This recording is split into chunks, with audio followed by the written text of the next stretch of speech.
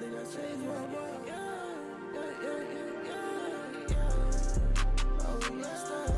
Yes, I got these wax stickers on me, and I got some fucking racks in them, dog. Yes, I'm in the back. If you looking for me, I ain't tryna press none of y'all. Yeah, and I got these bad bitches on me. I ain't tryna shake man when I'm on. See, I'm tryna get the bag on me, baby. I ain't got no time to answer your call. Pop $1,000 tax, little nigga. You can't find that shit. I'm dripping in the mall. And I hope that I don't crash, cause I'm moving fast and I'm tryna lead with the stars. And we smoke this on the gas with these other women, nigga. We can't help who we are. Rockstar life, and I might not make it, nigga. Yeah, we having glass like guitar. Rockstar life, why these bitches always ask why I'm always breaking it. I think I live twice.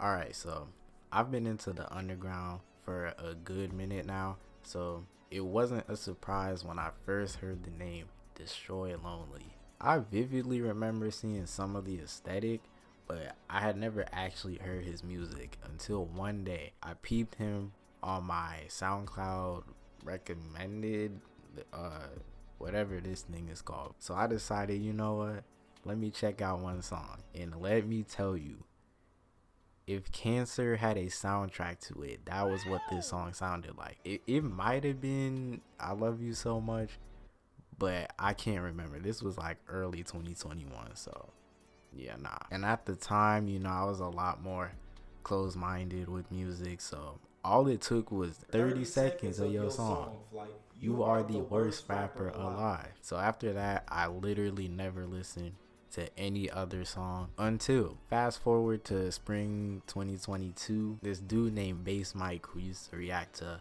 underground artists, had dropped a vid. So I was like, you know what, it's been a little while since I've listened to him. Let me just, you know, check out a couple songs, see if I like it. First song, Miley Cyrus. Let me say, great introduction song, because when I first heard the beat, I was like, where's this going? But give it about 20 seconds, hold on, he low-key flowing. Like, now don't get me wrong, that preset was still cheeks, but he was still flowing. So I was like, okay, hold on, let me check out this next song. So it transitioned to Yeah Aight, and let me tell you, man, that changed my life. That song was truly a journey. I vividly remember the next day I was at gym, you know, chilling by myself against the bleachers, and I was just on my phone.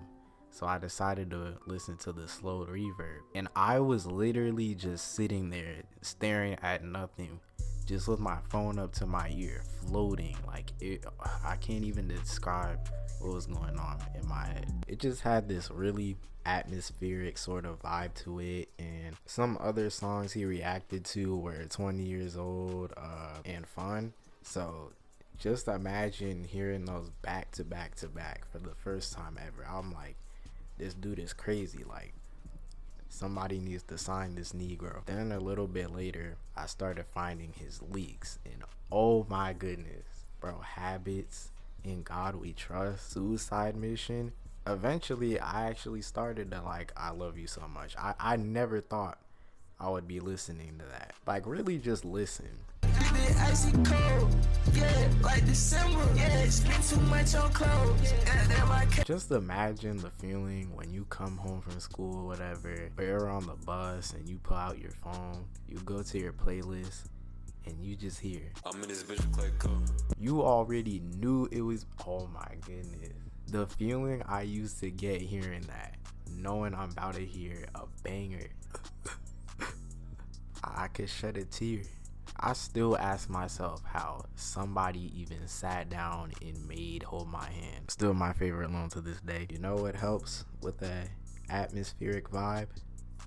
Fit pics. You can't tell me you didn't at least feel anything just looking at these types of pictures, you know, back then. A lot of his old fit pics used to give me that late 2019 Carti vibe, just with, you know, the blonde hair. I knew it wasn't just me when other people started trying to replicate that look. And not only the look, but the atmospheric sound. And that's no hate to any of them, I'm just pointing it out. Then in late 2022, he came out, bro, banger after banger. And honestly, I don't even think If Looks Could Kill was that bad. For me, it was just a little long and slightly repetitive. Nah, it was actually repetitive, I'm not gonna lie.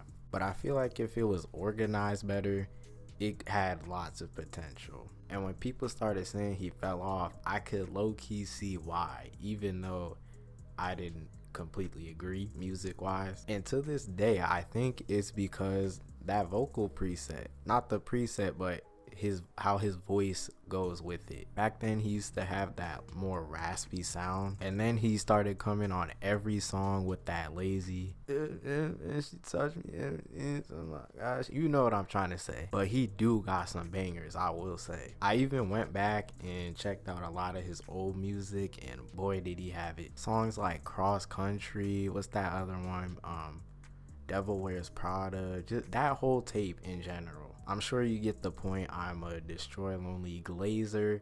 He is, no, like, all seriousness, he is my, I want to say, it's either between him in that 2020 to 2022 era or 2022 jaydes. Because that man was unstoppable. A 19-year-old just in his room cooking up, trying to make it out. And then with this new project, I gotta go back and listen to it, but from what I can remember, it had a less unique vibe to it, even though that's what made him stand out in the first place. But Lone had this power to make his music bigger than music. It was a whole lifestyle, and it's completely fine to try different things, but it's not always guaranteed to work or age well, kind of like Uzi in his position right now. And it just sucks because I was like D1, G League, whatever you want to call it. I had so much faith, and this always happens to me. But just look at this. But the one person I don't know of just happens to be the biggest, and then with Ken beside him to surpass him, it's just a horrible look. Not horrible, but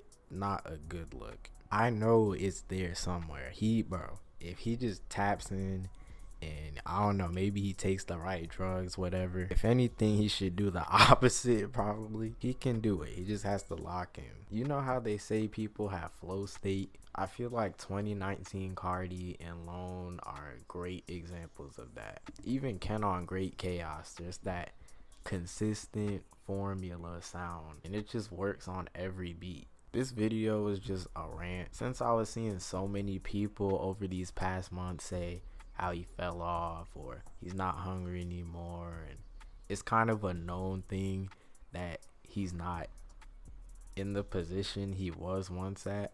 Just reminiscing on the great times. If you click this video, I'm sure you could relate in some way, and I honestly hope the best for him. And it's just crazy to see the perception of both of them after Great Chaos. That boy Ken doing his thing. Real quick, since I'm already talking about underground music, I'm low-key having this phase with Nine Vicious and this other guy named Saucer. Oh my, he is so hard. Pause. I know Nine Vicious is like known for being weird, and you know, I don't support none of that, of course. But the music though, I'm not gonna lie. Hope y'all enjoyed. This is my first real video back on this channel. The last time I posted was literally, like, I think Aiden Ross was just getting his platform. All right, I'm done yapping.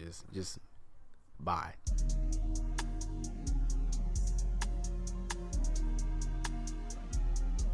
I work hard, bitch, I play hard. Niggas said it ballin'.